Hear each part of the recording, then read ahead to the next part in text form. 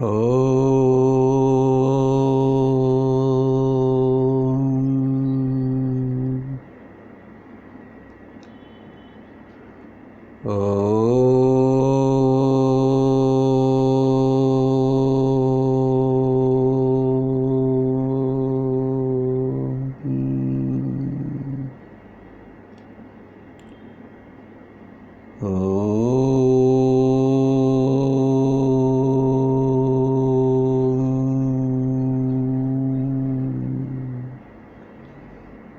తత్సత్. మనం శరీరము ఆత్మ కాదు, ఇంద్రియాలు ఆత్మ కాదు, నిన్నటి వరకు ప్రాణం కూడా ఆత్మ కాదు అన్నటువంటి విషయాన్ని చర్చించుకున్నాం. ఈ సదాముక్తి సుధార్ణవం అనేటువంటి గ్రంథంలో 3వ తరంగంలో ఇప్పుడు ప్రాణం అన్నది కూడా ఆత్మ కాదు. వాడేమో వాదన చేశాడు, ప్రాణం పోతే చచ్చిపోతాడు కదండి, కాబట్టి ప్రాణమే ఆత్మ అంటే వాడు దానికి సరైనటువంటి విధానంలో కాదు నాయనా, ప్రాణం అన్నది అది జడము, జ్ఞానం కాదు. ఏమి నువ్వు గాఢ నిద్రపోతున్నావు, ప్రాణమేమో ఉంది, మరి వాడెవడో దొంగోడు వచ్చిపోతే తీసుకోపోతే నువ్వు ఏమి ఎందుకు కేక పెట్టలేదు, కాబట్టి జ్ఞానం కాదది. నువ్వెవడు, నీకు జ్ఞానం ఉందా లేదా, తెలివి ఉందా లేదా, బాగా చైతన్యవంతుడిగా ఉన్నావు నువ్వు, కాబట్టి అది ఎట్లా అవుతావు అని చెప్పడం జరిగింది. కాబట్టి మనం కూడా ఒక సాధకులుగా ఏ భావన చెయ్యాలంటే, నేను చైతన్య స్వరూపుణ్ణి, నేను చిత్ స్వరూపాన్ని, జ్ఞాన స్వరూపము, ప్రజ్ఞానమే బ్రహ్మ. కనుక ఈ లౌకిక జ్ఞానాలతో ఉన్నటువంటిది కాదు, ఈ అన్ని జ్ఞానాలకు ఏదైతే అధిష్టానమో సామాన్య జ్ఞానం అనేది ఏది చెప్పబడుతున్నదో ఆ ప్రజ్ఞానమే నేను, ప్రజ్ఞానమే బ్రహ్మ. కాబట్టి నేను బ్రహ్మస్వరూపాన్ని, అహం బ్రహ్మాస్మి. ఈ పంచప్రాణాలు అంటున్నామే, లేదా ప్రాణమయ కోశము అంటున్నామే, అదే ప్రాణశక్తి, గాలి పీల్చడం వదలడం అంటున్నామే, ఇది ఎటువంటిదంటే ఇది జ్ఞానం కాదు, ఇది జడము. నేను జ్ఞానం, చిత్ కనుక సత్ చిత్తులు కనుక ఆనందం. కనుక నేను ఈ ప్రాణమయ కోశానికంటే విలక్షణుణ్ణి.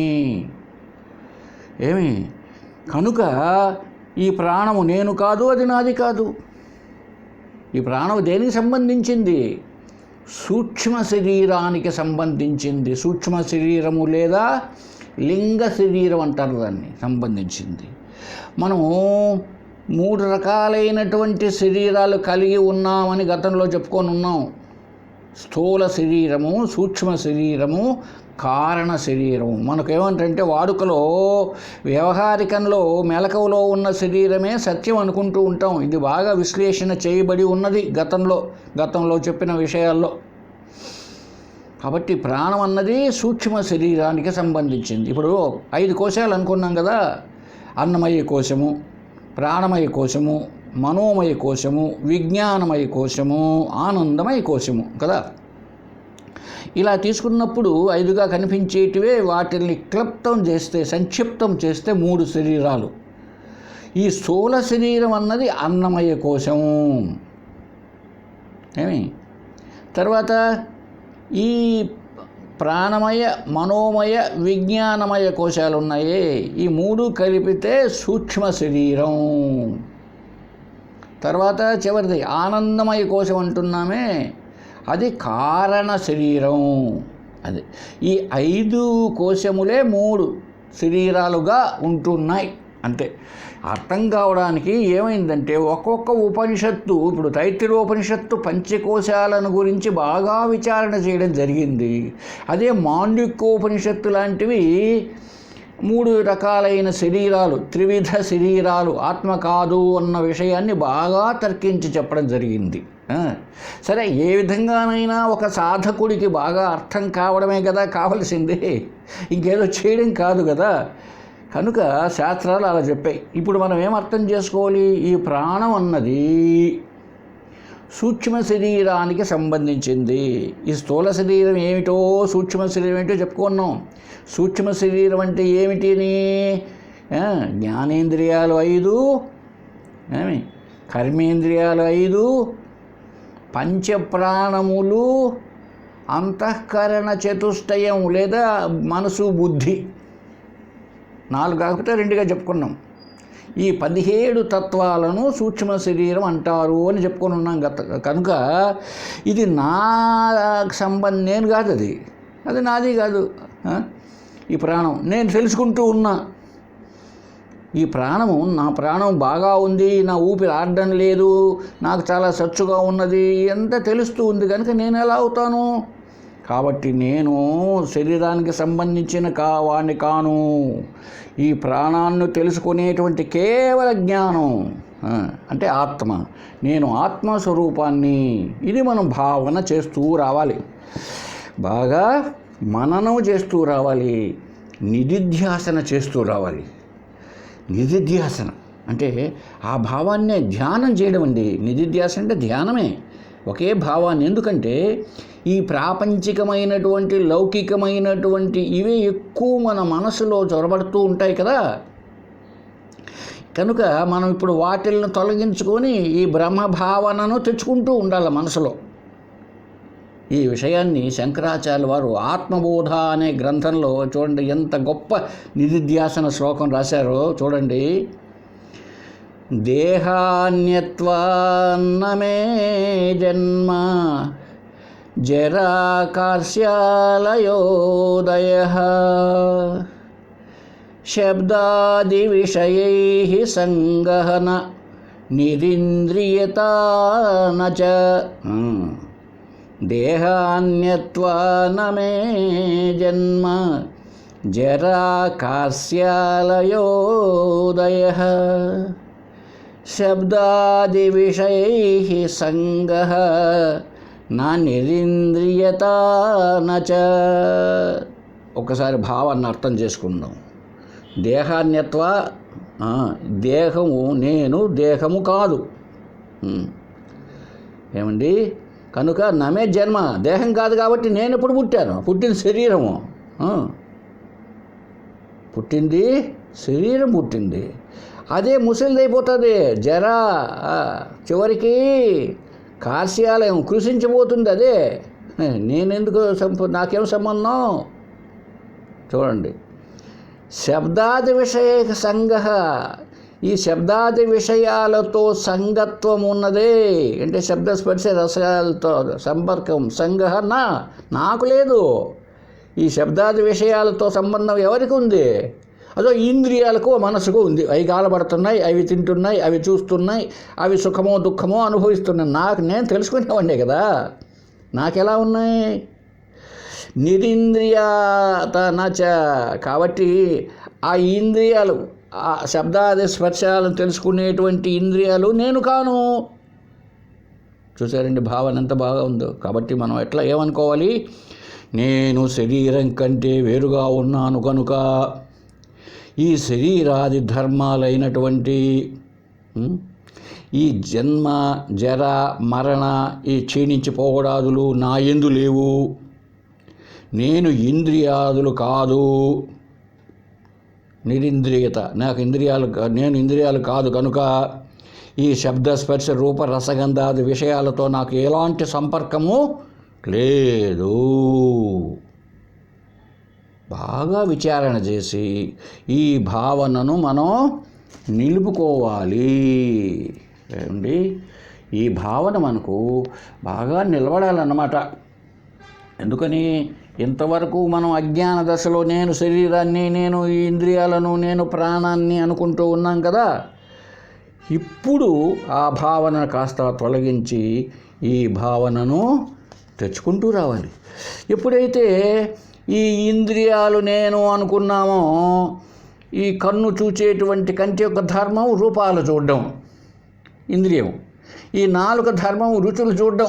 అబ్బా భలే కారం ఎక్కువ వేసినారే, అదెందుకు? దాని రుచులు తెలుసుకోవడమే దాని పని. చర్మము వేడిని, చల్లదనాన్ని, గట్టిని, మెత్తదనాన్ని తెలుసుకునే ధర్మం దాంది, చర్మాంది. శ్రోత్రేంద్రియము అంటే చెవి, శబ్దాలు. అబ్బా బాగా పాట పడుతున్నాడు, బాగా ఉపన్యాసం ఇస్తున్నాడు, అది దాని పని. ఆయా అర్థములందు అవి చరిస్తూ ఉంటాయి. ఇంద్రియములు ఇంద్రియార్థములందు చరిస్తూ ఉంటాయి కనుక అవి నేను కాను. ఎప్పుడైతే చరిస్తూ ఉందో ఈ జగత్తంతా నిజంగా కనపడుతున్నది. చూడండి, ఒక్కసారి ఈ జగత్తుకు ఈ ఇంద్రియాలన్నింటినీ నువ్వు ఇంద్రియ నిగ్రహం దామాము చేయి, ఒక్కసారి పక్కకు మళ్ళించు. పక్కకు కళ్ళు తెరిచి చూస్తే దారిలో ఎవరో పోయేది నీకు కనపడుతుంది. కళ్ళు మూసుకొని భగవంతుని ధ్యానం చేస్తూ ఉండు. అప్పుడు నీకు దారిలో ఎవరు పోతున్నారో, ఏ ఏ ఏ మగవాడు బాగున్నాడో, ఏ ఆడమనిషి బాగున్నదో, ఏం అమ్ముతున్నారో ఏమి తెలియదు కదండి ప్రపంచం. కాబట్టి ఇంద్రియాలను బంధించి చూస్తే ప్రపంచం లేదు. అలాగే మనం ఇప్పుడు చెప్పుకోబోతాం మనస్సు విషయంగా. ఈ మనస్సు కూడా మన మనస్సు ఎక్కడో ఉంచితే ప్రపంచం కనపడదు. అందువల్లే యోగ వాసిష్టంలో వశిష్ఠ మహర్షి శ్రీరామచంద్రుడితో చెప్తాడు, ఈ జగత్తు నిజముగా లేదు రామా, మనసు చేతనే తెలియబడుతున్నది కనుక ఇది కల్లా. ఇది జగత్తు కల్లా అంటే అబద్ధమైంది, నిజమైంది కాదు, మోసమైంది, సత్యంగా లేదు. ఎందుకని ప్రపంచం ఒకటిగా లేదు? ఒక్క నిమిషం కూడా ఒక పద్ధతిలో ఉంటుంది చూడండి. అప్పుడే గంతులేస్తుంది మనసు, గంతులేసే పాటిగా అది పోతూ ఉంటుంది. ఒకసారి కళ్ళు ఇట్లా చూస్తాయి, ఒకసారి అట్లా చూస్తాయి, ఒకసారి మనసు ఇంకొకటిగా చూస్తుంది. అప్పుడే చెంగనే గుర్తుంది. భోంచేస్తూ ఉంటాడు, బాగా సాంబార్ బాగా ఉంది, సాంబార్తో కలుపుకొని తింటూ పక్కన ఒక మసాలా వడ పెట్టింటారనుకోండి, వడ కొద్దిగా నంచుకుంటాడు. చూసారా? అప్పుడే ఎందుకో దాని రుచి పోయింది నాలుక. లేదా రసం వేసుకొని తింటున్నాడు, బాగానే ఉంది, అప్పుడే అప్పడం పెట్టింటే అప్పడం వైపు పోతుంది మనసు, ఏది నాలుక. చూసారండి? ఒక్క నిమిషం కూడా జగత్తు ఉంటుందేమో.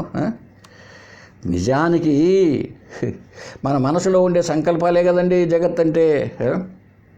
అంతేకాకుండా మెలకువలో ఒక రకము, కల్లో ఇంకొక రకంగా మారిపోతూ ఉంటుంది. ఇదంతా జగమే మాయ బ్రతుకే మాయ వేదాలలో సారమింతే. ఇదే వేదాల్లో ఉండేదంతా. ఏమండి, ఈ జగత్తంతా ఆ జగత్తులోదే ఈ శరీరము మనసు బుద్ధి ఇదంతా మాయ. మరి ఎవరు ఉండే సత్యం? అదో ఈ మాయను తన చేతిలో పట్టుకున్నాడే పరమాత్మ, పరబ్రహ్మ, అదే నీవు. కనుక నీవు సత్యము, నీ శరీరము మిథ్య, నీ ప్రాణములు మిథ్య, నీ మనస్సు నువ్వు ఏం చెప్తావు అంత మిథ్యనయ్యా. ఎందుకు? నీపైన ఆధారపడి ఉన్నది కనుక. ఎందుకు నీపైన అంటే శరీరం పైన కాదు, నువ్వెవరు? జ్ఞానం. ఏది ఉందనాలన్నా జ్ఞానం ముందు ఉండాలండి. ఆ తెలివి, ఎరుక, దాన్ని తెలుసుకునే ఇది ముందు ఉండాలన్నమాట. కాబట్టి అది ఆధారం, ఆత్మ ఆధారం. కనుక ఇదంతా సత్యం కాదు. కల వంటిది కల్ల జగమిది, కల వంటిది కల్ల జగమిది, జ్ఞాన దృష్టితోడ చూడ క్షణమందే కరుగునది, జ్ఞాన దృష్టితోడ చూడ క్షణమందే కరుగునది, కల వంటిది కల్ల జగమిది. నిమిషమైన ఒక రీతి నిలకడే లేనిది, నిమిషమైన ఒక రీతి నిలకడే లేనిది, అసలైన రూపము అంతు చిక్కనట్టిది, అసలైన రూపము అంతు చిక్కనట్టిది, నిమిషమైన ఒక రీతి నిలకడే లేనిది, అసలైన రూపము అంతు చిక్కనట్టిది, కల వంటిది కల్ల జగమిది, జ్ఞాన దృష్టితోడ చూడ క్షణమందే కరుగునది, సంకల్పము కన్న వేరు నిజముగా లేనిది, సంకల్పము కన్న వేరు నిజముగా లేనిది, తలపులాపినంతనే విలయమైపోవునది, తలపులాపినంతనే విలయమైపోవునది, సంకల్పము కన్న వేరు నిజముగా లేనిది, తలపులాపినంతనే విలయమైపోవునది, కల వంటిది కల్ల జగమిది, జ్ఞాన దృష్టి తోడ చూడ క్షణమందే కరుగునది. జాగ్రత్త నందు ఒక విధము, జాగ్రత్త నందు ఒక విధము, స్వప్నమునందు ఒక రకము, స్వప్నమునందు ఒక రకము, మారుచుండు నట్టిది మాయ కాక ఏమిది, మారుచుండు నట్టిది మాయ కాక ఏమిది. జాగ్రత్త నందు ఒక విధము, స్వప్నమునందు ఒక రకము, మారుచుండు నట్టిది మాయ కాక ఏమిది, కల వంటిది కల్ల జగమిది, కల వంటిది కల్ల జగమిది. కాబట్టి ఇదంతా ఈ మాయా జగత్తంతా కూడా ఎలా ఉన్నది అంటే మనసు పైన ఆధారపడి ఉంది. కాబట్టి ఏమైనా మనస్సు పైన మనం ఇప్పుడు విచారణ చేయాలి. స్థూల శరీరం కథ అయిపోయింది, సూక్ష్మ శరీరం ఇంద్రియాల పైన అయిపోయింది, తర్వాత ప్రాణాలు ఆత్మ కాదు అన్న విషయాన్ని కూడా మనం చర్చించుకొని. ఇప్పుడు మన ఆత్మ, మనసే ఆత్మ అని వాదిస్తాడు వాడు. ఈ మనసే ఆత్మ అని వాదించిన తర్వాత దాన్ని ఖండన చేస్తాడు. చూద్దామండి. 44వ శ్లోకంలో చెప్తున్నాడు, ఈ అసన్మత నిరాసన తరంగము సదాముక్తి సుధార్ణవము. శ్రీ కాకరపర్తి కృష్ణశాస్త్రి రచించిన గ్రంథం, ఆధ్యాత్మిక అద్వైత గ్రంథం. బంధమోక్షౌ మనోధీనౌ విషయాసక్తిభాగ్మనః, బంధహేతుర్మోక్షహేతు వాసనారహితం మనః. ఇప్పుడు మనకు బంధము మోక్షము ఈ రెండు ఉన్నాయండి. ఇప్పుడు మన మోక్షం కోసమే కదా ప్రయత్నం, లేకపోతే ఏమి ప్రయత్నమే అవసరం లే. మోక్షం అంటే ఏంటి? ఆత్యంతక దుఃఖ నివృత్తి, పరమానంద ప్రాప్తి. ఏంటండి ఎందుకు మోక్షం అన్నారా? ఎందుకంటే మోక్షం అంటే ఏంటి అది లేయాల. మోక్షం అంటే చాలామంది సాలోక్యం, ఆలోకాలు పోవడం, సారూప్యం అదే రూపంతో ఉండడం, సామీప్యం ఆ దేవుడి దగ్గరే ఉండడం, ఇలా చెప్తూ ఉంటారు. ఆ లోకాలకు ఈ లోకాలకు పోవడమే మోక్షం అని. చాలా తప్పది. ఏ ఏ లోకాలకు వెళ్ళినా అక్కడ మళ్ళీ సుఖమో దుఃఖమో ఉంటుందండి, అది గుర్తుపెట్టుకోవాలి. ఏదో చేసుకున్నావు, చాలామందికి నువ్వు అన్నదానాలు పెట్టినావు, నీకు ఒక 35 మార్కులకు పుణ్యం వచ్చింది, పోయావు అనుకో స్వర్గానికి. అక్కడ ఇంద్రుడు గారు కూర్చొని ఉంటారు.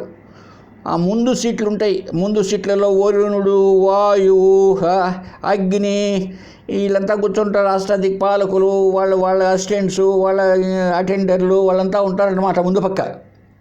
నువ్వు ఈరోజు పోయినావు అనుకో, అక్కడ రంభ, ఊర్వశి, మేనక డ్యాన్స్ జరుగుతోంది స్వర్గంలో. అప్పుడు నువ్వు చూడాలని నేను కూడా స్వర్గానికి వచ్చినాను కదా అని ముందు పక్క కుర్చీ ఖాళీ ఉంటే ఆడి పరిగెత్తినావు అనుకో, వస్తాడు వాడు అగ్నిదేవుడు మెడబట్టి తోసుకుంటే ఎందుకు పోరా నీ దుంపదేగా, నువ్వు 35 మార్కులు నువ్వు కూడా ముందుకు వస్తావా? అంతేకాదు, నువ్వు చేసుకున్న పుణ్యానికి 35 మార్కులోడు కనుక 35 రోజులు అయిపోతానే ఇంకా పైన అని వస్తారు వాళ్ళు. ఎవరో సురభటులు, దేవతలు ఇంకా దిగత వస్తారు అక్కడి నుంచి. పాప నీకు అయిపోయింది లేదా, నీకు డబ్బులు అయిపోయినాయ్యా, హోటల్లో లాడ్జీలో డబ్బులు అయిపోయినాయి, ఎందుకు ఉంచుకుంటారు సార్, ఖాళీ చేయాలి సార్, పదండి సార్ పదండి అంతే. అలా కాబట్టి ఆ లోకాలు ఈ లోకాలు కాదు కావాల్సింది. ఏ లోకానికి పోయినా దుఃఖం ఉంటుంది. కాబట్టి ఏం కావాలి? నీ దుఃఖానికి కారణం ఏదో ఎతుకు. ఇదే గౌతమ బుద్ధుడు వెతికింది. గౌతమ బుద్ధుడు దుఃఖానికి కారణం కోసం ప్రయత్నం చేశాడు, కారణం తెలుసుకోవాలని. కాకపోతే ఏదో బౌద్ధ మతం శూన్యవాదం రకరకాల అయిందనుకోండి నాస్తికవాదాల్లో. అందుకే నాస్తిక దర్శనం అంటున్నాం. బౌద్ధ మతాన్ని నాస్తిక దర్శనం కింద పరిగణించారు. అందువల్ల దుఃఖం ఎందుకు వస్తున్నది, ఎవరికి వస్తున్నదో పరిగణించమంటుంది అద్వైత శాస్త్రం, వేదాంతం, ఉపనిషత్తులు, భగవద్గీత. ఇలా ఆలోచించినప్పుడు మనకు తెలిసిపోతుంది ఏమని, దుఃఖం అన్నది మనకు సంబంధించింది కాదు, సుఖం కూడా మనకు సంబంధించింది కాదు. గాఢ నిద్రపోయాము, నీ షుగరు, నీ బీపీ, నీ కొలెస్ట్రాల్, నీ ఏమైనాయి లేవే. కనుక నేననబడేది ఏంటో అర్థమైతే ఈ సుఖదుఖాలు నాకు చెందినవి కావు అనే జీవన్ముక్తి ఇక్కడ ఈ లోకంలోనే తెలిసిపోతుంది. ఎప్పుడైతే ఇప్పుడే తెలిసిపోయిందో ఈ ఆత్యంతక దుఃఖ నివృత్తి ఇంక రాదు. మళ్ళీ శరీర మనోబుద్ధులు వస్తాయి కదండి దుఃఖం. స్వర్గానికి పోయినా కూడా అక్కడ ఒక శరీరం ఉంటే కదా నువ్వు ఆ డ్యాన్సులు చూసి ఇప్పుడు అంతా వాళ్ళంతా చూస్తున్నారు, అంతా దేవతలంతా డ్యాన్సులన్నీ చూస్తున్నారంటే ఏమిటి అర్థం? వాళ్ళకి శరీరాలు ఉన్నాయి, కాకపోతే మనలాగా లేకపోవచ్చు, మనలాంటి శరీరాలు కాకపోవచ్చు, సూక్ష్మ శరీరాలు కావచ్చు. అది ఏ శరీరం అయినా సరే అయితే క్షీణించిపోతుంది, నశించిపోతుంది, చస్తుంది. ఎటువంటి శరీరమైనా దుఃఖాల పాలవుతుంది అంతే. వాడు చూడలే పాపం ఇంద్రుడు అట్టటోడు. ఆమె ఎవరు, మహాతల్లి అహల్య దగ్గరికి వచ్చేటప్పటికి వాడికి ఒక పెద్ద శాపం వచ్చేసింది.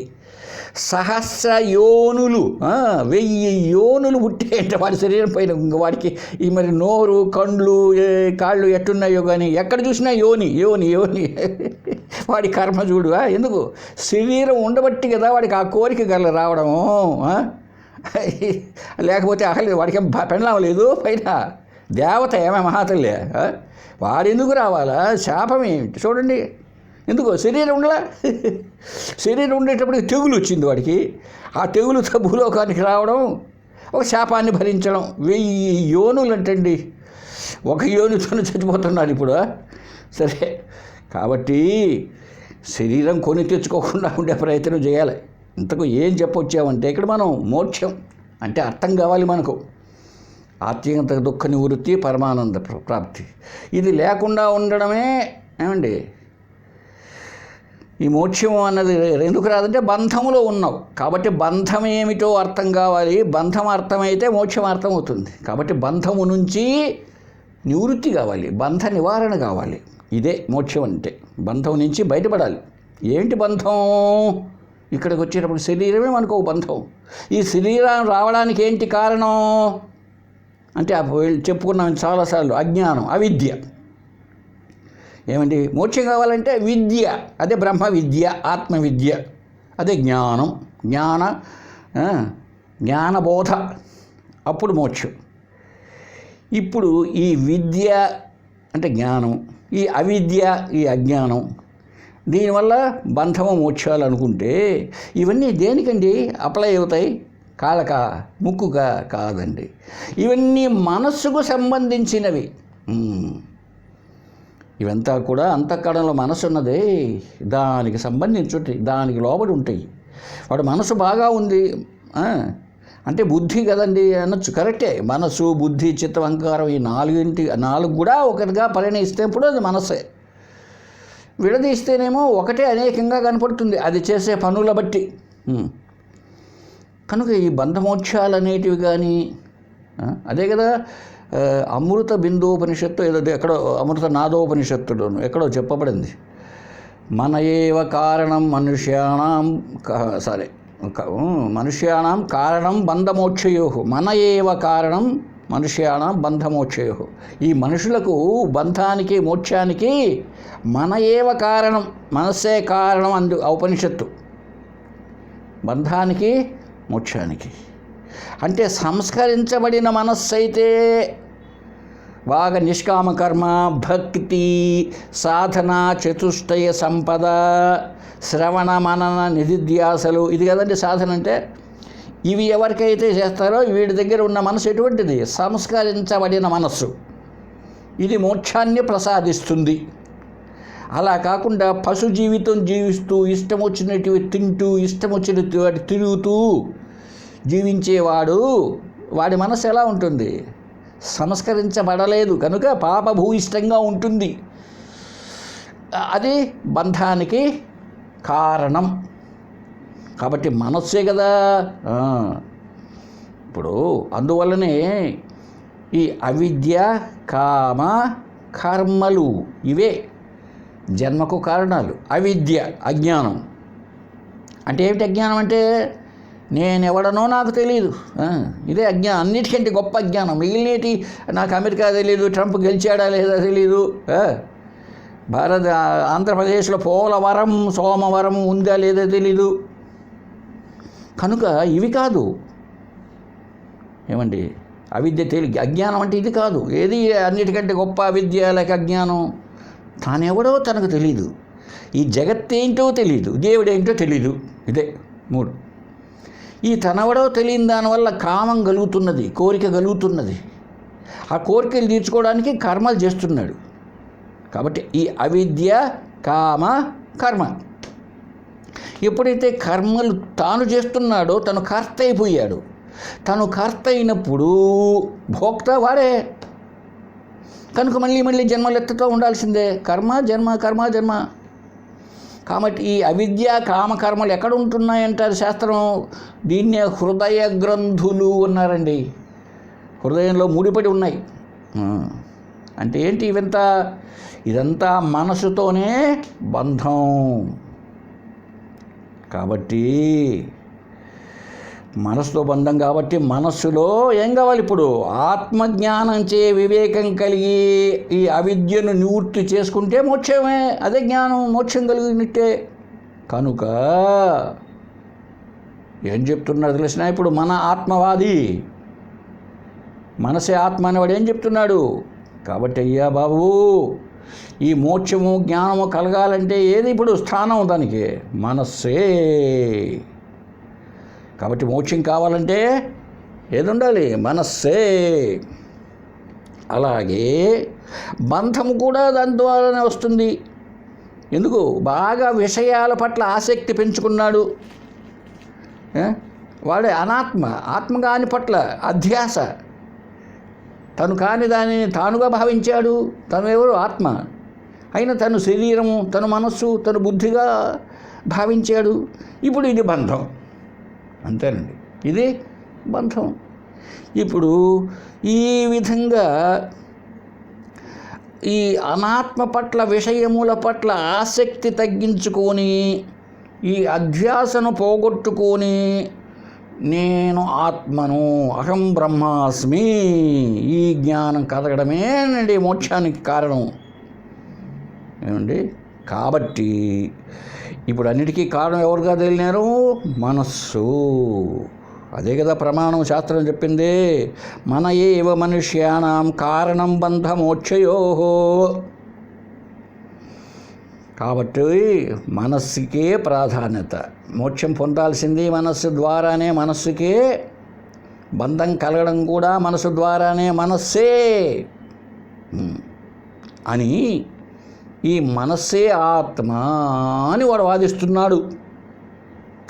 ఇంద్రియాలు కాదు. ఎందుకు? అవి జడములు, జ్ఞానవంతంగా లేవు. శరీరం కాదు, అది జడ పదార్థం. మిగిలింది మనస్సు. అంతేకాకుండా ఇంకా వాడి వాదన ఏంటంటే, ఏమండి, ఈ ఇంద్రియాలు పనిచేస్తే కదండి నువ్వు జ్ఞానవంతంగా జీవిస్తున్నావు లోకంలో. అంటే కన్ను అంటే చక్షురేంద్రియం చూస్తున్నది, శ్రోత్రేంద్రియం అంటే చెవి వింటున్నది, రసనేంద్రియం రుచి చూస్తున్నది కదా. ఇవెంత పనులు చేస్తున్నాయి కదా. అసలు మనస్సన్నది లేకపోతే, మనస్సన్నది జ్ఞానేంద్రియాలతో టచ్ అంటే దాన్ని, ఆ ఇంద్రియాలను కంట్రోల్ చేయడం ఆఫీసర్గా ఉండకపోతే ఇంద్రియ జ్ఞానం ఉంటుందా అండి? ఉండదు. అదే కదా, మన మనస్సు ఎక్కడో పెట్టుకొని టీవీలో వచ్చే వార్తలను వింటే మనకి ఏమి విన్నామో మనకే తెలియడం లేదు. ఏమండి? కనుక ఈ ఇంద్రియ జ్ఞానాదులు ఉండేది లోకంలో 5. ప్రపంచం అంటేనే 5: శబ్ద, స్పర్శ, రూప, రస, గంధాలు. ఈ ఐదింటి జ్ఞానము మనకు జ్ఞానేంద్రియాలు అందజేస్తున్నాయి, అందుకే అవి జ్ఞానవంతంగా కనిపిస్తున్నాయి. అయితే ఆ 5 వేరువేరుగా ఉన్నట్టుగా మనకు తోస్తున్నది, కానీ కంట్రోల్ చేసేది మాత్రం మనసే. అవును కదా, అవును. కాబట్టి మనసే ఆత్మ అని అంటున్నాడండి వాడు. అదే చెప్తున్నాడు చూడండి 45వ శ్లోకంలో, జ్ఞానాప్తి ఇంద్రియేభ్య న సంబంధాన్ మనసో వినా మన ఏవ హి సర్వస్య హేతురాత్మా తతో మనః అన్నాడండి శుభ్రంగా. మనసు యొక్క సంబంధం లేకుండా కేవల ఇంద్రియముల వలన జ్ఞానము కలుగుటలేదు. మనసు యొక్క సంబంధం లేకపోతే ఇంద్రియాల ద్వారా ఈ జ్ఞానం ఉందే, చక్షుర్ జ్ఞానము, ఈ శ్రోత్రియ జ్ఞానము, స్పర్శ జ్ఞానం అవి ఉండడం లేదు అసలు, మనసుతో సంబంధం ఉంటేనే. కనుక ఈ వ్యక్తి జీవుడు అనబడేవాడు ఈ కర్మలు చేస్తున్నాడు, చైతన్యవంతంగా ఉన్నాడు. ఇవన్నిటికీ కారణం ఎవరు? సమస్త వ్యవహారాలకు కారణం ఎవరు? మనస్సు. మనస్సే కారణం. అందువల్ల మనసే ఆత్మ. మనసే ఆత్మ. ఈ 2 శ్లోకాలలో మనసే ఆత్మ అని వాడు నిర్ధారణ చేస్తున్నాడు. ఎందుకని, ఏమేమని?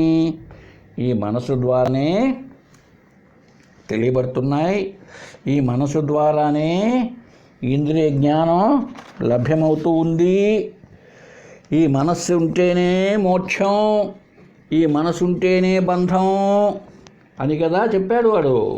కాబట్టి మనస్సే ప్రధానమైనది. మనసు కంటే ఇంక వేరే ఏదో వచ్చి అన్నిటిని నడుపుతున్నది అనడానికి ఏం లేదు అన్నాడండి. కాబట్టి ఏంటంటే వాడు వాదన, ప్రాణము జడం, జ్ఞానం లేదు దానికి. అది ఎట్లా ఉంది? ఘటన్యాయమున అనాత్మగా ఉన్నది. ఘటన్యాయం, కొండ ఉన్నది కనపడుతోంది, అది నీళ్లు తెచ్చుకోవడానికి కూడా ఉపయోగపడుతుంది. అయితే ఆ కొండకు జ్ఞానం లేదు కాబట్టి అది జడం, ఇంకొకరిపైన ఆధారపడి ఉన్నది, మనం తెచ్చుకోవాలి. దానిపాటికి అది కదిలిపోయి కొళాయి దగ్గర నీళ్లు పట్టలేదు. అలాగే ఈ ప్రాణము కూడా ఇంకొకరిపైన ఆధారపడి ఉన్నది, ఆత్మపైన. కాబట్టి ప్రాణం కాదని చెప్పుకున్నాం. ఇప్పుడు మనస్సు చెప్తున్నాడు, బంధమోక్షాలు మనస్సుకు అధీనములు. విషయాసక్త మనస్సు బంధమునకు హేతువు. విషయముల పట్ల ఉండే మనస్సు బంధానికి కారణం. నిర్విషయ మనస్సు మోక్షమునకు హేతువు. మనస్సంబంధము వలననే ఇంద్రియములు జ్ఞానమునకు హేతువు. అదండి, మనసుతో సంబంధం పెట్టుకుంటేనే ఈ చక్షురింద్రియము, శ్రోత్రేంద్రియము అంటున్నామే, కన్ను, ముక్కు, నోరు, చెవి, చర్మము, ఇవంతా కూడా జ్ఞానానికి కారణంగా ఉన్నాయి. మనస్సంయోగము లేని ఎడల ఇంద్రియములచే జ్ఞానము కానేరదు. అంతే కదండి. ఇప్పుడు హాస్పిటల్ పోయాం, డాక్టర్ సర్జరీ చేయాలన్నాడు, ఏదో ముక్కునో కాలునో దేవునో ఏదో ఒకటి. అప్పుడు అనెస్థీషియా ఇస్తారండి, మత్తు. ఎప్పుడైతే మత్తు ఇవ్వబడుతుందో ప్రాణం ఉంటుంది, ఆడుతూ ఉంటుంది. ఇప్పుడు ఏమైంది? మనస్సును లేకుండా చేయడం జరిగింది అక్కడ. ఎప్పుడైతే మనస్సును లేకుండా చేయడం జరిగిందో, ఎంత సర్జరీ చేసినా కూడా అబ్బా అనడు, ఏం లేదు. ఏ ఇంద్రియం కళ్ళు తెరిచి చూడలేడు. కాబట్టి సర్వ వ్యవహారాలకు హేతు ఏది? మనస్సే. కనుక మనస్సే ఆత్మ, మనసే ఆత్మ అని చెప్పేశాడండి వాడు. మన ఆత్మ వాది. ఇప్పుడు ఇతడేం చెప్తాడో చూద్దాం. శాస్త్రి గారు ఎట్లా ఖండిస్తాడో చూద్దామండి. అంటే మనసు ఆత్మ కాదు, వాడు మనసే ఆత్మ అంటే ఇప్పుడు మనసు కాదు ఆత్మ అని ఖండన 46వ శ్లోకం నుంచి. ఏం చెప్తున్నాడు చూద్దాం. 46వ శ్లోకంలో, ప్రాహు సమ్యక్ జ్ఞానాతీతి నారద పాంచరాత్రమతలోలా టంకచక్రకచాదికవత్కరణం మన ఏవ తద్ధినాత్మా స్యాత్. వాళ్ళు ఏదో చెప్పారయ్యా, మనస్సు ఆత్మ అని. ఎవరు? నారద పాంచరాత్ర మతస్థులు. ఈ నారదుడు మనస్సు ఆత్మ అన్నా అంట. పాంచరాత్రులని వైష్ణవ మతంలో అదొక తెగ. వాళ్ళంతా మనస్సు పట్లనే వచ్చేసారు. కాబట్టి నువ్వు మనశ్చేతనే సాధించవయ్యా, వైకుంఠానికి పోతావు అన్నట్లుగా. వాళ్ళకి సమ్యజ్ఞానం లేదు అంటాడు ఈయన రచయిత. సమ్యజ్ఞానం అంటే సామాన్య జ్ఞానమైన ఆత్మను గురించిన జ్ఞానం లేదు. అందుకే ఏదో చెప్తూ ఉంటారంతే. విచారణ చేసి, మొత్తాన్ని విచారణ చేసి అర్థం చేసుకుంటే ఆత్మ ఏంటో తెలుస్తుంది. వాళ్ళు ఏం చేశారు? స్థూల శరీరం దగ్గర నుంచి వచ్చి మనస్సు దగ్గరికి వచ్చేసారు. ఇంక లేదు. మనస్సు అంటే అదే బుద్ధి చిత్తం అహంకారం అనుకోండి, అంతఃకరణము. అక్కడికి వచ్చేసి ఇంక వేరే ఏం లేదు కదా. కాబట్టి అదే ఆత్మ అనేసారు వాళ్ళు, అంతే. తప్పది. ఎందుకో తెలుసా? చెప్తున్నాడండి. టంక చక్ర కచాదికవత్కరణం. ఈ ఉలి, రంపము మొదలగు పనిముట్లు ఉన్నాయి కదండి, అది ఆ విధంగానే మనస్సు కూడా కరణమే. మనస్సు కూడా కరణమే. కరణంగా అంటే ఒకప్పుడు మనం ఆ కరణం కాదు. కరణం అంటే పనిముట్టు. ఒకప్పుడు కరణములు అనేవాళ్ళు ఉండేవాళ్ళండి పల్లెల్లో కూడాను. వాళ్ళు రెవెన్యూ విషయంగా అంతా కూడా రచించేవాళ్ళు. పొలాల విషయంగాను పన్నులు వేయడం ఇదంతా. రెడ్లు అనేవాళ్ళు పన్ను వసూలు చేసేవాళ్ళు. కారణం అంటే విఎం కేఎం అనేవాళ్ళని. వాళ్ళను విఎం అంటే విలేజ్ మేజిస్ట్రేట్ రెడ్డి. వీళ్ళు కరణాలు. ఎన్టీ రామారావు కోపం వచ్చేసింది ఒకసారి ఆయనకు. ఏట్ అని ఫట్ అన్నాడు ఆయన. ఫట్, కరణాలు వద్దు, రెడ్లు వద్దు, మేము విలేజ్ అసిస్టెంట్స్ని పెడతామని. అలా ఒక్కొక్కరు వచ్చినప్పుడు పాపం కొంతమంది బలి అయిపోతూ ఉంటారు, అంతే. సరే, విషయానికి వద్దాం. మనస్సు అనేది కరణమే, పనిముట్టే. అందుకే దాన్ని ఏమన్నారు తెలుసండి? అంతఃకరణము, లోపల ఉండే పనిముట్టు అన్నారండి. ఇవన్నీ బయట ఉన్నాయి. అంటే బయట విషయాలనే పట్టించుకుంటూ ఉంటాయి ఈ జ్ఞానేంద్రియాలు, కర్మేంద్రియాలు. ఇవి బహిర్కరణములు. అది అంతఃకరణం, పనిముట్టే. అది కూడా పనిముట్టు అని ఎప్పుడు అన్నామో ఏమండి, అది ఒక సాధనకు పనికొస్తుంది. ఆ పనిముట్టును ఉపయోగించేవాడు ఒకడు ఉంటాడు కదండి. సపోజ్ రంపము ఉందండి, దానిపాటికి అది విలువ లేదు దానికి. దాన్ని ఆ రంపాన్ని ఆడించి కొయ్యను కోసే వడ్రంగి ఉంటాడే, వాడు జ్ఞానవంతుడు. కానీ రంపాందేముంది? పనిముట్టును పట్టుకునేవాడు ఉంటాడు. ఎవడి పనిముట్టది? వడ్రంగి పనిముట్టు. ఈ మనసు ఎవడి పనిముట్టు? వాడయ్యా సత్యము బాబు. నువ్వేదో బంధానికి మోక్షానికి కారణం మనసు అని అంటున్నావు, అది పనిముట్టు. దాన్ని వినియోగించుకొనే వాడు మోక్షాన్ని పొందాల్సిన వాడు ఎవడో. కాబట్టి బంధం కానీ మోక్షం కానీ తెలుసుకోవాలంటే ఇది పనిముట్టు. ఇది ఎట్లా అవుతుంది సత్యం? చూడండి ఎంత గొప్పగా ఉందో విమర్శ. కనుక మనస్సు ఆత్మ కాదు. ఇంకా 47వ శ్లోకంలో చూద్దామండి. సుషుప్తావస్థి సామాన్య చేతనం యది చేన్మనః చేతనం మనసో అభావేన నాస్తితి జడం మనః. తర్వాత వాడు ఏం చెప్పినాడు? నువ్వేమన్నావయ్యా? గాఢ నిద్రా సమయంలో నిద్రపోతున్నాడు అంటే ఇంద్రియాలు, శరీరం ఏమీ కదలడం లేదు, ప్రాణం మాత్రం కదులుతుంది. అప్పుడు అక్కడ నిద్రలో చైతన్యం ఉందా లేదా? చైతన్యం అంటే చిత్త జ్ఞానం. ఏమి మనసు ఉంటే చైతన్యం ఉంటుంది, జ్ఞానవంతంగానే కదా మనసు ఉంటుంది. అందువల్ల వాడేం చెప్పాడు? మన ఆత్మవాది మనసు లేకపోతే చేతనం లేదు అని చెప్తున్నావు కదా. మనసు అనేది లేకపోతే జ్ఞానమే లేదన్నావు కదా. ఇప్పుడు అక్కడ వాడు నిద్రపోతున్నాడు, మనసు ఉందో లేదో కూడా మనకు తెలియదు.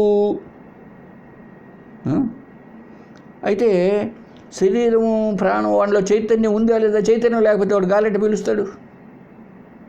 చైతన్యం ఉంటే కదా గాలి ప్రాణం ఆడుతోంది, బ్రతికున్నాడు వాడు. తట్టి లేపితే లేస్తాడు నిద్రలో నుంచి. కనుక చైతన్యం ఉంటేనే, మనసు ఉంటేనే చైతన్యము అని అన్నాడు అనుకో, ఎవడు మన ఆత్మవాది, అది తప్పు అంటున్నాడు. అక్కడ మనసు జడము, అది స్వతహాగా దాని ఉనికి లేదు. అది ఎట్లా ఉంది? అది ఒక అయస్కాంతం దగ్గర ఇనప ముక్క ఉన్నట్టుగా ఉంది. అయస్కాంతం దగ్గర మనం ఇనప ముక్కలో అయస్కాంత లక్షణం లేదు.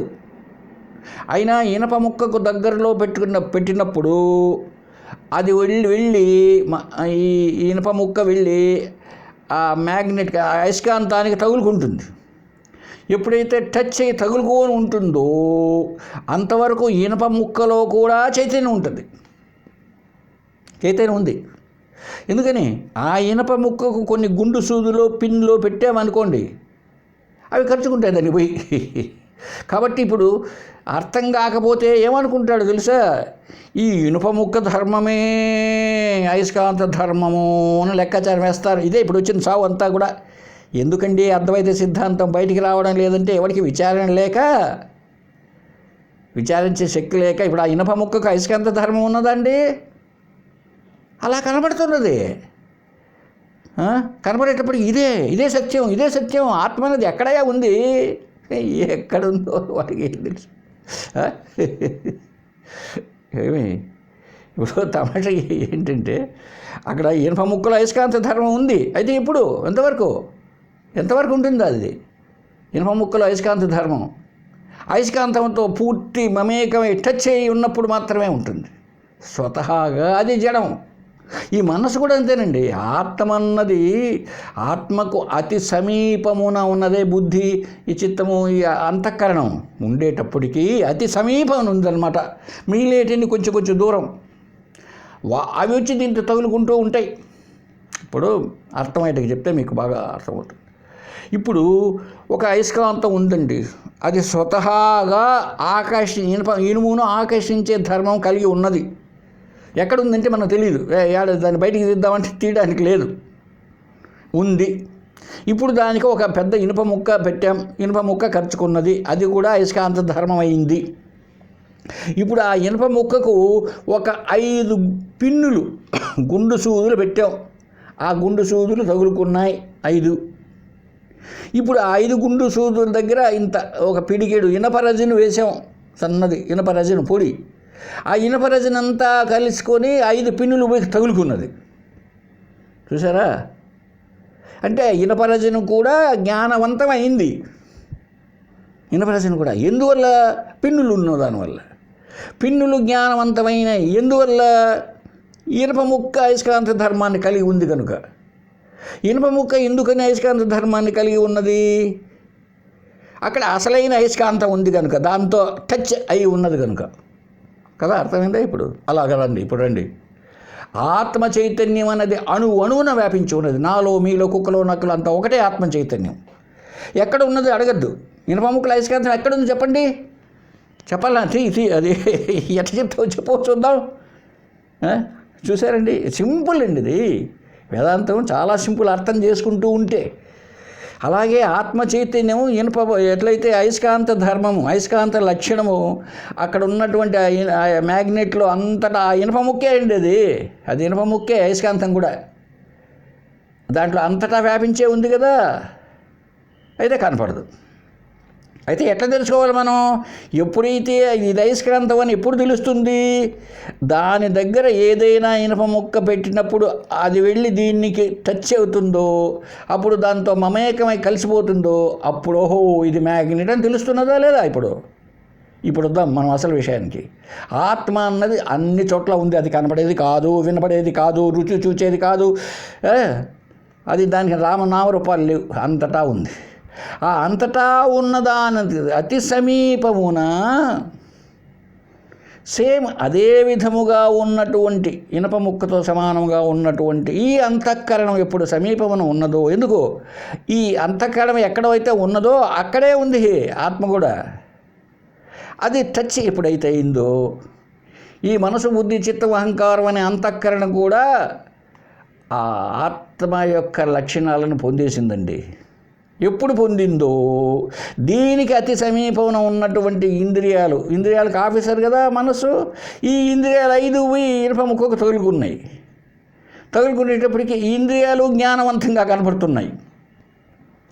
ఎప్పుడైతే ఇవి ఈ గుండు సూదులు ఇవంతా కూడా అయస్కాంత ధర్మాన్ని పొందినాయో ఇనప రజని అంటే ఏదో ప్రపంచం, శబ్ద స్పర్శ రూప రసగంధాలతో విషయ వస్తువులతో ఉండే ప్రపంచం ఇదంతా కూడా చైతన్యవంతంగా కనపడుతోంది. ఎందుకో ఆ 5 పిన్నులతో తగులుకుండేటప్పటికీ. ఏమండి చూసారా? ఇప్పుడు ఇవన్నీ నిజంగా కనపడుతున్నాయి మనకు. ప్రపంచంలో ఉన్నదంతా నిజంగా కనపడుతున్నది, మన అంతఃకరణం నిజంగా ఉన్నట్టు కనపడుతున్నది. అయితే అసలైన ఆత్మ చైతన్యం మాత్రం, ఆత్మ అనబడేది మాత్రం తెలియబడ్డంలే. చూసారండి? బహుశా అర్థమయ్యే ఉంటుంది అనుకుంటాను. బాగా మీ ఇంటి దగ్గర మీరు నాకు చెప్పడానికి చేత కాదు, ఎందుకంటే నేను పెద్ద గురువునో అదేదంటే సన్యాసినో కాదు కనుక అర్థమయ్యే కాడికి చెప్తున్నా. సరే, బాగుంది. విషయానికి వద్దాం. మనస్సు కూడా ఒక కారణమే. ఇక్కడ పనిముట్టు ఈడేం చెప్పాడు? మనస్సుకు స్వతహాగా ఉనికి లేదు. అది స్వయం సిద్ధము, స్వయం ప్రకాశకము కాదు. సరే, ఇప్పుడు 48వ శ్లోకంలో చెప్తున్నాడు, అన్యత్రాస్తి మనోమేచ అద్యాగతం ఇత్యసౌ అహంతాయాః న మనస్థిరత స్థిరతేయో వేత్యాత్మాన్య ఏవ మనసచ్చ. ఏమంటాడు తెలుసా? ప్రతి ఒక్కడు నా మనసు ఏడుకోబోయింది, ఇప్పుడే వచ్చింది అంటూ ఉంటాడు. ఉన్నట్టుండి, సార్ నేను ధ్యానాన్ని కూర్చున్నాను సార్, శివుణ్ణి ధ్యానం చేస్తున్నా, ఓం నమశివాయ నమశివాయ అంటూ ఉంటాను అని మనసులో అనుకుంటూ ఉంటా, శివుని రూపాన్ని ధ్యానం చేస్తున్నా, ఉన్నట్టుండి నా మనస్సు బస్టాండ్ దగ్గరికి పోయింది సార్, దాన్ని దుంపదగా ఏం చేయాలా అట్లే అయ్యా పోయిందా, తెచ్చుకోవయ్యా, ఒకసారి టర్న్ చేసుకో. మనస్సు అనేది నువ్వు తిప్పుకోవడానికి ఉంది కానీ మళ్ళీ వెనక్కి తిప్పుకో అంటాడు గురువు. కనుక ప్రతి ఒక్కడికి తెలుస్తోంది ఏమని, నా మనసు ఎక్కడికో పోయింది, ఇప్పుడే వచ్చింది, నా మనసు ఏం బాగలేదు. అంతేకాకుండా మనసులో కొన్ని లక్షణాలు ఉన్నాయి, కామ క్రోధ లోభ మోహ మదమాత్సర్యాది లక్షణాలు. నా కోపం వచ్చింది, తాపం వచ్చింది, ఇవెంత అంటున్నాడా లేదా? అంటున్నాడు. ఇంకా మనసు అంటే ఏంటి? సంకల్ప వికల్పాత్మకం మనః. ఆలోచనలు పుట్టడం వల్ల ఇంకొకటి పుట్టడం వల్ల ఇది పోవడం వల్ల అది రావడం జరుగుతుంది కదా, ఆలోచనలే కదా మనస్సు. ఇదంతా తెలుస్తున్నదా లేదా మనకు? ఎప్పుడైతే తెలుస్తూ ఉన్నదన్నామో మనస్సు, ఏమండి అది నాకు నేనెట్లా అవుతాను? అది అహం అనే భావనకు సంబంధించింది కాదు, అది మామా. ఎస్, నా మనస్సు ఏం బాగలేదు, పోరా పోరా పోరా అంటాడు పిల్లోని. నా మనసు ఏం బాగలేదు, పో మాట్లాడగాక ఇప్పుడు పో. చూసారా? మనసు బాగలేదని ఎవరికి తెలిసింది? చూడండి ఎంత విచిత్రమో. ఇప్పుడు వీడి మనసు ఏదో తిట్టింది అనుకోండి, భార్య తిట్టింది పొద్దున్నే, మీకు ఏం పని లేదా పాడు లేదా, ఊరికే వేప చెట్టు దగ్గర కూర్చొని మాట్లాడుతూ ఉంటారు. రాజు సార్ ఉన్నారు, బాగా సత్సంగం పెడుతూ ఉంటారు, పోయి ఇంటి పుణ్యం అంటే రాదా? పుణ్యం కావాలంటే వాళ్ళకు, పుణ్యం ఆ లోకానికి పోవాలి కాబట్టి ఈ వేప చెట్టు దగ్గర కూర్చొని ఊరికే రాజకీయం మాట్లాడుతుంటారు అని భార్య తిడతానే కొంచెం మనసు చివుక్కుమంది పాపం. ఈ లోపల పిల్లవాడు వచ్చాడు, చిన్న పిల్లవాడు కొడుకు, 5-6 ఏళ్ళు, నాన్న అని వచ్చాడు. చెప్పా నాకు మనసు ఏం బాగలేదు. చూసారా? తన మనస్సు బాగలేని విషయం తనకు తెలుస్తున్నది. కాబట్టి మనస్సు అనేది అహం అనలేదు, నేను అనలేదు. నేను వేరే, మనసు వేరే, అది మమ కదా. కనుక ఇప్పుడు మనస్సు తెలియబడినదే కానీ తెలుసుకునేది కాదు. ఆత్మ అన్నది అలా కాదు. ఏది తెలుసుకుంటూ ఉన్నదో, ఏది జ్ఞానవంతంగా సర్వమును ప్రకాశిస్తున్నదో చిత్తు, అది ఆత్మ. ప్రకాశింపబడినది, తెలియబడినది జడము. ఇప్పుడు మనసు ఏమైంది? జడ పదార్థమై కూర్చున్నది. ఎందుకు? అన్యంగా ఉంది కదా, నాకంటే అన్యముగా ఉంది ఉండబట్టి కదా నాకు తెలిసింది, నాకంటే వేరుగా ఉండబట్టి కదా నాకు తెలిసింది అది. కనుక అది ఆత్మ ఎలా అవుతుంది? శాస్త్రం ఉపనిషత్తు ఏం చెప్తుందో చూడండి ఒకసారి. నవేత్తి వేద్యం నచతస్యాస్తి వేత్త అంట. ఆత్మ చైతన్యం ఎలా అంట? ఎలాంటిది? తెలియబడు వాటికి సాక్షి,